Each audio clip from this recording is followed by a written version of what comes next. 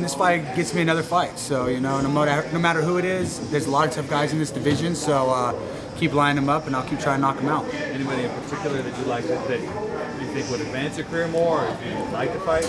You know, man, a pack of Oreos is all I'm looking to beat up right now. So, you know, too many good guys to call out any in particular guy. You know, I think I just need to keep proving myself in the division, and the bigger fights will come.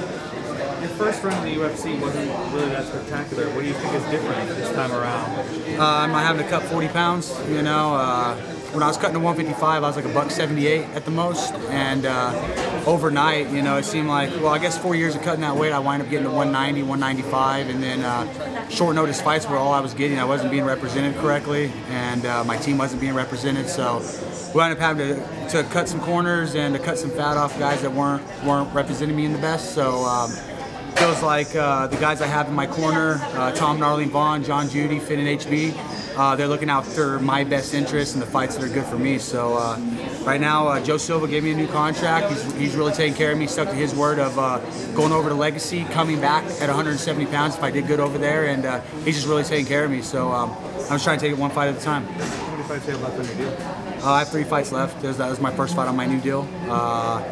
So I got 3 more fights, and then we'll just go from there. You looking to get back in the octagon ASAP? Whenever they needed me to fight. You know, what I really enjoy about Donald Cerrone is he's a drop his hat and fight at any time, and I have that same mentality. I'm in shape all the time. I like to fight all the time. I was trying to do that at 155, but it just wasn't working. 12 days notice, and I was having to cut from 190 pounds. 10 days notice, 8 days notice. I fought a lot of fights at. So, you know, just congratulations, and my hat's off to my team at Fit. You know, with those guys, we don't have a bunch of big name guys, but the guys give me good looks. Ray Borg just won up in Colorado, and Broomfield, who's from my team. So we don't need a super gym to stand out. We need work ethic, and that's what's happening for us. You mentioned representation. How important is that in MMA, having a good manager? It's huge. You know, I went through the crappy representation my first stint. I had Tom Vaughn still coaching, but we kind of let him let go of the reins a little bit, let somebody else handle it, and it just wasn't working, you know. So to have people that actually care about me and will be there when I'm losing or when I'm winning, you know, I don't only hear from them when I'm winning. That's huge to me, and we go way back. So Tom Vaughn and Arlene and myself, we go way back, and you know, fighting's just gotten fun again. The work's gotten fun. You know, I'm able to take it all in the moment, standing in front of you guys talking. So the week of the fight and preparation has gotten a lot better, and I'm enjoying myself a lot more. You were enjoying being the heel down in Brazil.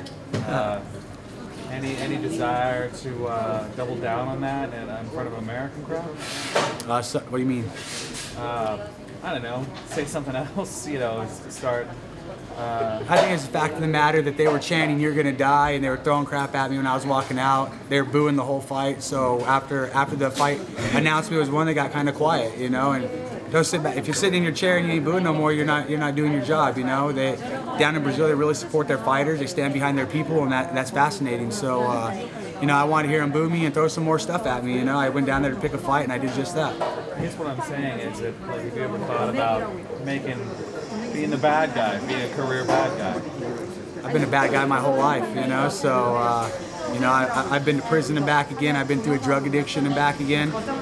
Right now, I'm just trying to win fights and get paid, you know. So whether you like me or you don't like me, you're going to turn the TV on and watch me fight.